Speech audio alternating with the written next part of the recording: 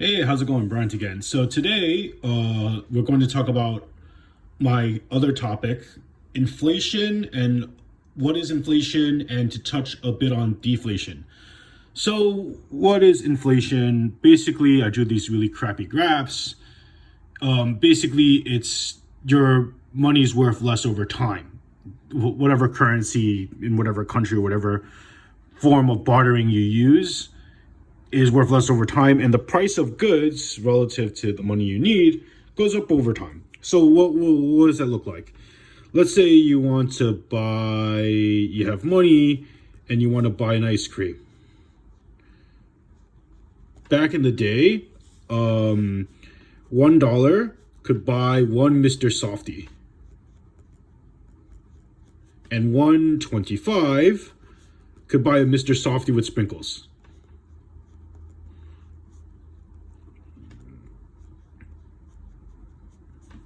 Something like that. And this was back in, I don't know, 1990, around the year 1995. And then over time, today, 2021, I wanted to buy a Mr. Softy with rainbow sprinkles, and it cost me $5. So, yeah, that's inflation. So the same dollar, if you save it in and it doesn't grow or anything, it's just by itself, you're going to get less purchasing power over time. That's what inflation is. There's multiple causes of it, and we can get into the theory and nitty gritty, but like a few main causes, like, government prints more money, or rising cost of doing business, cost of goods for the business, and then they pass the extra cost onto the consumer.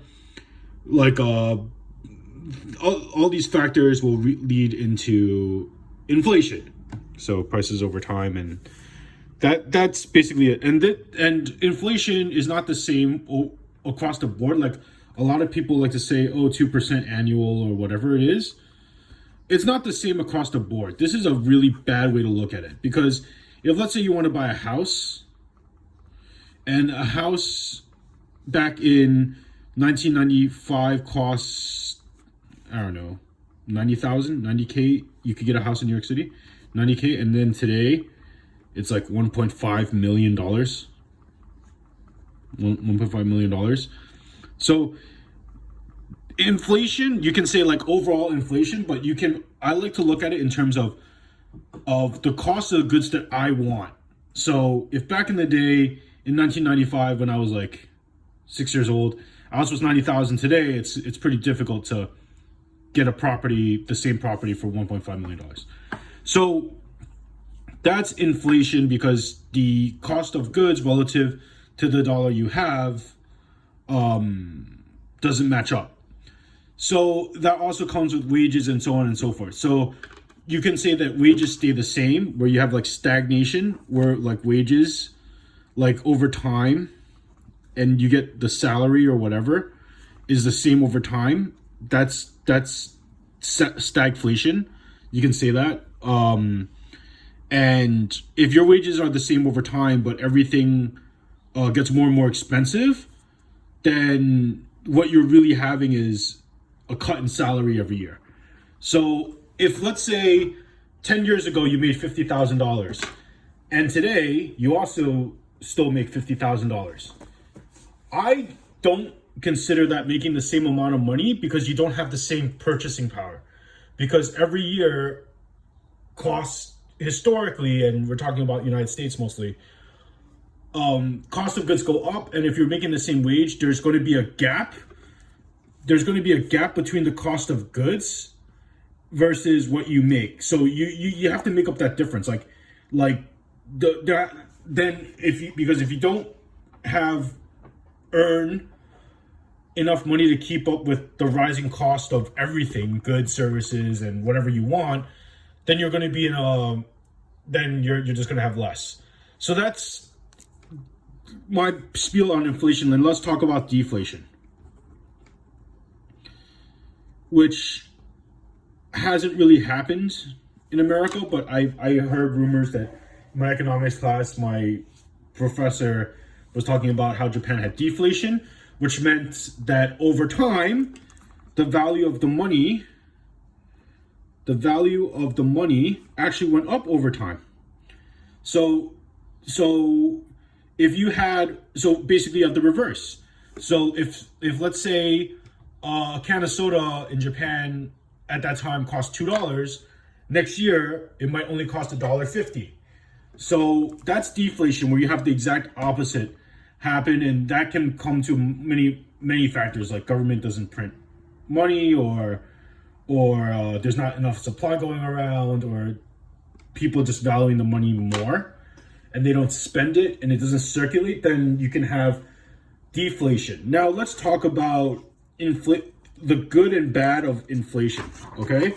Because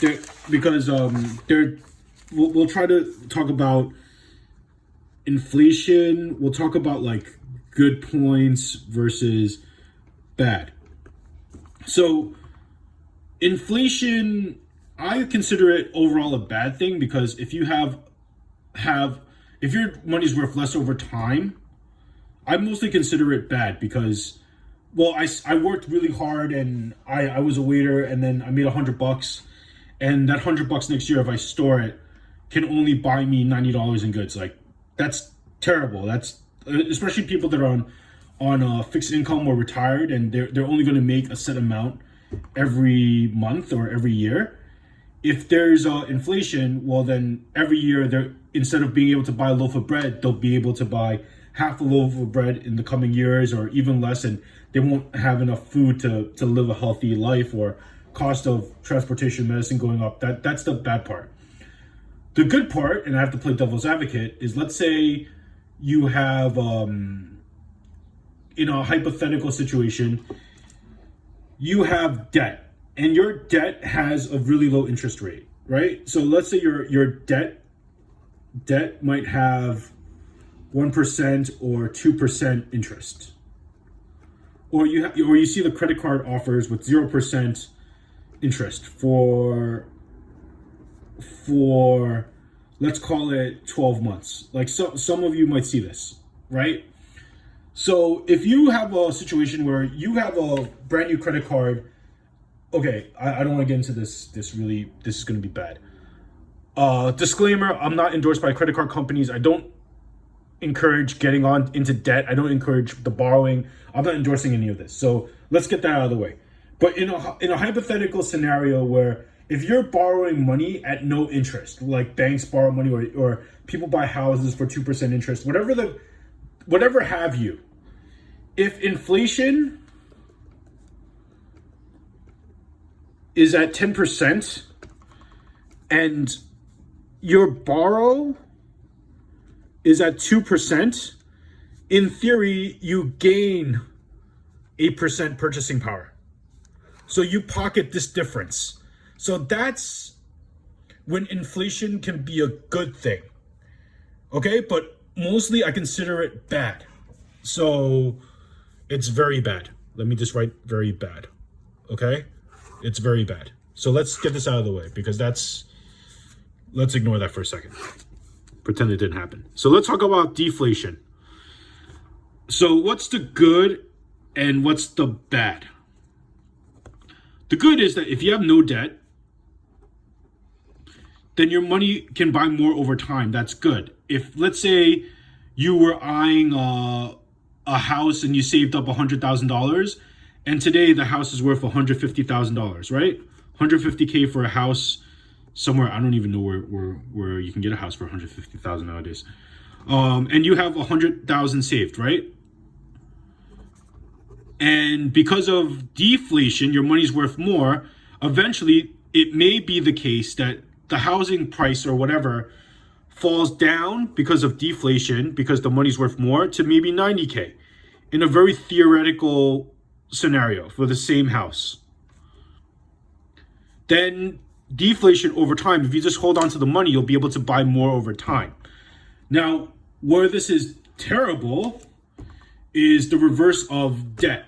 So what does that mean is that if you borrow money at whatever amount, if you borrow money at, let's say, 10% interest, and then you're going to and deflation means that the money is worth more and more, and it's harder to make. Then you're going to get screwed because the interest is going to kill you even higher. So what you're going to probably have to earn more money to make up that difference because of deflation. So that's my 2 cents. I hope that was useful. Stay tuned. If you like what you see, like, subscribe, and then I'm always happy to make more videos and answer any further questions. Thank you so much. Have a great day.